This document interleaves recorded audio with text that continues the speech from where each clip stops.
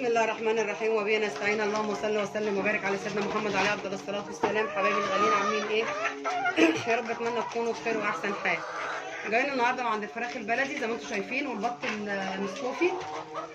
طبعا احنا جايبين الحاجات اللي هي موفره جدا جدا جدا. حطوا تحت جدا دي 100 خط، لان طبعا احنا الحاجه دي بنربيها باقل تكلفه. الفراخ البلدي بالنسبه للفراخ اللي بتاكل اي حاجه، فبسم الله ما شاء الله احنا حاطين لها ورقه كرنب وحاطين لها برسيم. طبعا في بدائل كتير بنجيبها، بس احنا ايه بنجيب ارخص بدائل. فزي ما انتم شايفين كده بسم الله ما شاء الله ارخص بدائل معانا اهي. احنا طبعا كده جايبين البطاطس اهي، دي سلقينها نص سلقه وبشرينها، ومعانا حبه خضار، وهنحط عليهم حاجه مش مكلفه جدا، حبه رده صغيرين كده. فبسم الله ما شاء الله زي ما انتم شايفين كده حاجه بسم الله ما شاء الله يعني مش مكلفه. وان احنا طبعا هناخد من الفراخ البلدي دي انتاج بيض بسم الله ما شاء الله يعني، وهناخد انتاج في كل حاجه يعني، في لحم وفي بيض وفي كل حاجه بسم الله ما شاء الله. فطبعا حاجه مش مكلفه وحاجه طبعا ايه متناول ايدينا كلنا. فالواحد طبعا حب ان هو يحاول ان هو يعني يشارككم. زي ما انتم شايفين كده الخلطه اهي، هم طبعا مش صابرين. فطبعا الطبيخ حط لهم حبه بواقي طبيخ، ومحدش بيطلعش بواقي، طبعا هنحط لهم الاكل عشان هم هيتجننوا. زي ما انتم شايفين كده اهو بسم الله ما شاء الله يعني حاجه جميله جدا اهي. الحاجات دي يا جماعه موفره جدا للفراخ، ومعانا طبعا انتاج بيض جميل جدا. يعني ما حدش ان هو يقول ما بتجيبش انتاج بيض. طبعا هنوريكم البيض معانا دلوقتي، هنجيب معانا البيض دلوقتي ان شاء الله، وهتشوفوا انتاج البيض بسم الله ما شاء الله. طبعا احنا الفراخ دي طبعا كلها كانت قطعه. انا طبعا عملت لهم حاجات عشان انتاج البيض، وحاجات بسم الله ما شاء الله مش مكلفه، وحاجات رخيصه جدا. بالنسبه يا جماعه بصوا الطوب الاحمر ده، الطوب الاحمر ده جميل جدا جدا جدا. الطوب دوت احنا بكسره للفراخ. طبعا احنا عندنا بواقي من المباني، فحاجات كتيره الصغننه دي انا بكسرها لهم. عملت معايا انتاج جامد كتير جامد جدا للبيض. الطوب ده فيه كالسيوم وفيه املاح وفيه تحديقات بالفرخ بيحدق منها. فبسم الله ما شاء الله يعني بترمي معانا انتاج بيض جميل جدا. طبعا احنا زي ما انتم عارفين طبعا انا هوريكم طبعا انتاج البيض اللي معانا، اللي احنا جايبينه من الفراخ باذن الله. يعني حاجه بسم الله ما شاء الله حاجه جميله جدا، وحاجه مش مكلفه، ان احنا مش بنكلف نفسنا باقل تكلفه. طبعا الورق الكرنب ده مش بفلوس اصلا، يعني ممكن تروحوا تجيبوا شوال مليان على اخره بال5 جنيه وبال3 جنيه، فحاجه مش مكلفه. والبطاطس رخيصه. وفي الاخر احنا بناخد البيضه بكام دلوقتي، وانتاج البيض بيبقى بسم الله ما شاء الله يعني حاجه بسم الله ما شاء الله جميله جدا اللهم بارك. فالفرخه البلدي جميله ان هي ما بتحملناش في اكلها، اكل اي اكل بتاكله، وفي نفس الوقت بتدينا بيض. يعني ممكن تصرف على الفرخه البيضه، تصرف على نفسها، وكمان بتاخد منها يعني بناخد منها الانتاج. فانا الصراحه انا بحب الفراخ البلدي قوي، الفراخ البلدي قوي جميله جدا. الفراخ البيضه بقى يعني ايه دي عايزه ميزانيه ثانيه. فانا بفضل بصراحه الفراخ البلدي. انا ممكن الفراخ البيضه اجيبها يعني دوره ولا حاجه كده، لان طبعا عندي العيال بيحبوها وما بنستغناش عنها برضو. بنعمل منها بانيه، بنعمل منها حاجات تانية لها استخدامات تانية. فالفراخ البلدي ليها حاجه والبيضه ليها حاجه، بس اللي انا بحب البلدي بصراحه عشان طبعا انتاج البيض، وبتاكل معايا اي حاجه مش بتكلفني شيء. اللي الفراخ البيضه بتزيد معايا، الفراخ البيضه بتبقى ليها وضع خاص. فبسم الله ما شاء الله يعني الفراخ البلدي يعني الناس اللي هي عايزه تجيب وخايفه ما تخافوش، تشجعوا وهاتوا وربوا. طالما في بدايل. لو هنربي على العلف بس هقول لكم لا ما تربوش، لا يعني لو علف بس هقول لكم ما تربوش بخساره، ان كل علف دلوقتي عامل 28 و29.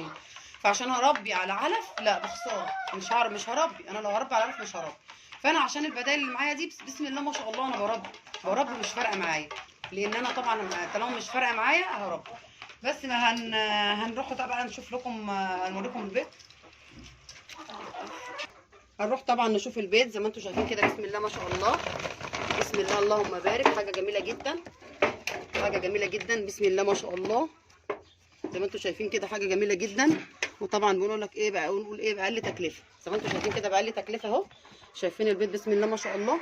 طبعا احنا ما بننزلش البيض، ما بنزلش انا لما العلبه دي بتتملي. العلبه دي قعدت يومين، قعدت 3، قعدت 4، زي ما انتم شايفين كده بسم الله ما شاء الله. انا ما بنزلش الا لما بملى العلبه دي. طبعا بملاها وانزلها عبال ما بنخلصها، احتاجناها كلناها، حبينا نطلع منها بنطلع. زي ما انتم شايفين كده بسم الله ما شاء الله العلبه اهي اهي، بسم الله ما شاء الله. فانا العلبه دي بسم الله ما شاء الله اهي. ده انتاج البيض يا جماعه، يوم او يومين او 3 حسب ما بتتملي العلبه معايا. فده خير يا جماعه،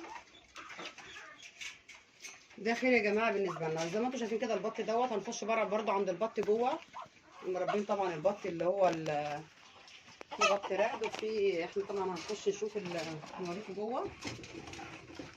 كله طبعا بياكل نفس الاكل، ايه نفس الاكل، مش مكلف بالنسبه لنا، مش مكلف. فعشان كده احنا مش بنكلف نفسنا شيء بأقل تكلفه. احنا بنأكل البط وبنأكل الفراخ.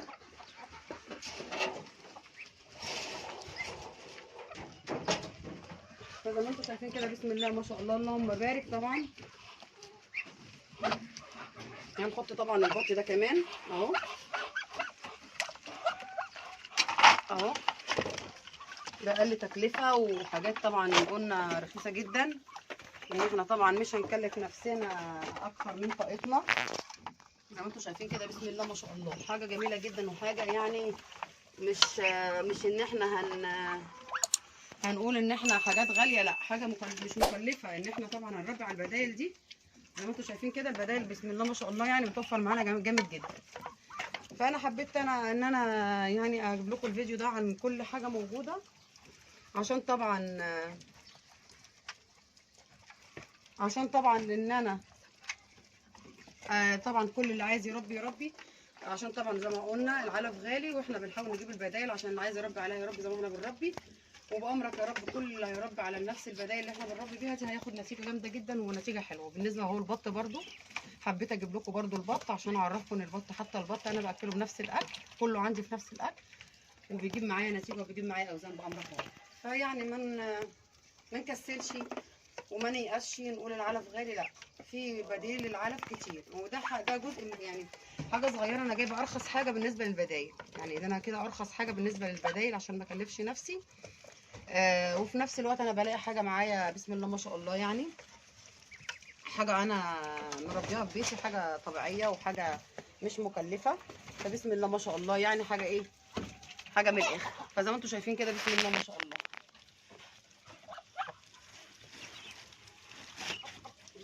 تعالي كده